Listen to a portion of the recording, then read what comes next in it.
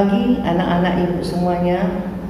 Sekarang kita jumpa lagi dengan Ibu Nurbaiti dalam mata pelajaran PPKN. Adapun materi kita yang lalu adalah penanganan pelanggaran hak warga negara. Kemudian materi kita sekarang adalah kita masuk ke dalam bab 2, yaitu perlindungan dan penegakan hukum di Indonesia dalam subbab hakikat perlindungan hukum. Adapun tujuan pembelajaran kita adalah siswa mampu menjelaskan tentang hakikat perlindungan hukum. Baca buku halaman 34 sampai 39, yaitu buku PKN kelas 12. Hakikat perlindungan hukum. Yang pertama, konsep perlindungan hukum. Menurut Andi Hamzah, perlindungan hukum dimaknai sebagai daya upaya yang dilakukan secara sadar oleh setiap orang maupun lembaga pemerintah dan swasta yang bertujuan mengusahakan pengamanan, penguasaan, dan pemenuhan kesejahteraan hidup sesuai dengan hak-hak asasi yang ada. Menurut Simanjuntak, perlindungan hukum sebagai segala upaya pemerintah untuk menjamin adanya kepastian hukum serta memberi perlindungan kepada warganya agar hak-haknya sebagai seorang warga negara tidak dilanggar, dan bagi yang melanggarnya akan dapat dikenakan sanksi sesuai peraturan yang berlaku. Kedua, pentingnya perlindungan hukum. Perlindungan hukum sangat penting dilakukan karena dapat mewujudkan hal-hal sebagai berikut. Pertama, tegaknya supremasi hukum. Supremasi hukum bermakna bahwa hukum mempunyai kekuasaan mutlak dalam mengatur pergaulan manusia dalam berbagai macam kehidupan. Dengan kata lain, semua tindakan warga negara selalu berlandaskan pada hukum yang berlaku. Kedua, tegaknya keadilan. Tujuan utama hukum adalah mewujudkan keadilan bagi setiap warga negara. Setiap warga negara dapat menikmati haknya dan melaksanakan kewajibannya merupakan wujud dari keadilan tersebut. Hal itu dapat terwujud apabila aturan-aturan ditegakkan.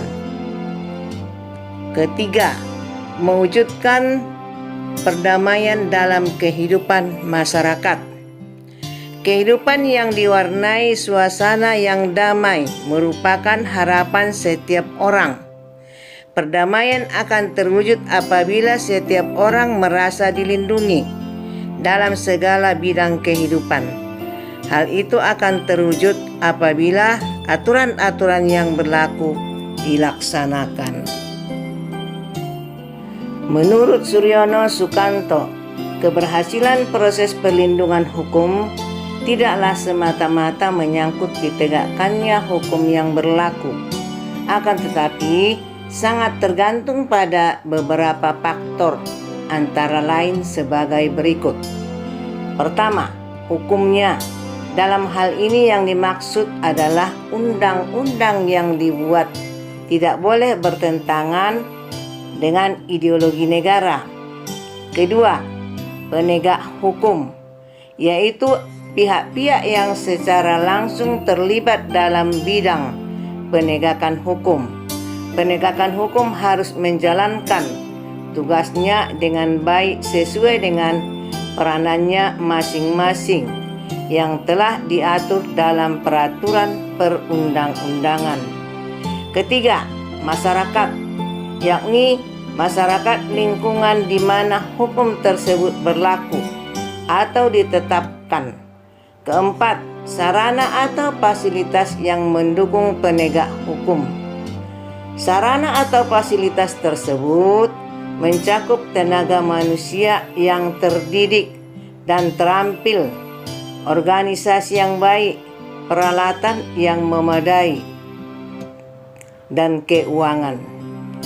Kelima, kebudayaan, yakni sebagai hasil karya, cipta, dan rasa yang didasarkan pada karsa manusia di dalam pergaulan hidup.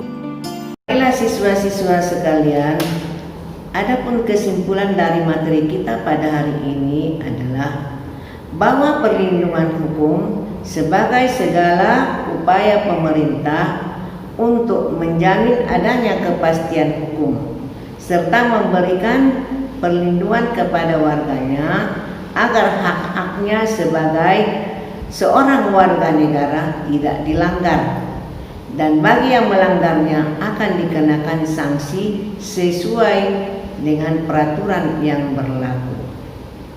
Suatu perlindungan dapat dikatakan sebagai perlindungan hukum apabila mengandung unsur-unsur sebagai berikut.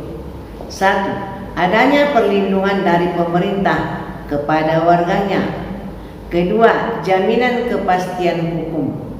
3. Berkaitan dengan hak-hak warga negara. 4.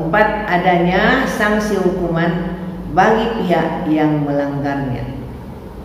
Ingat, persiapkan diri pada materi kita yang akan datang, yaitu hakikat penegakan hukum.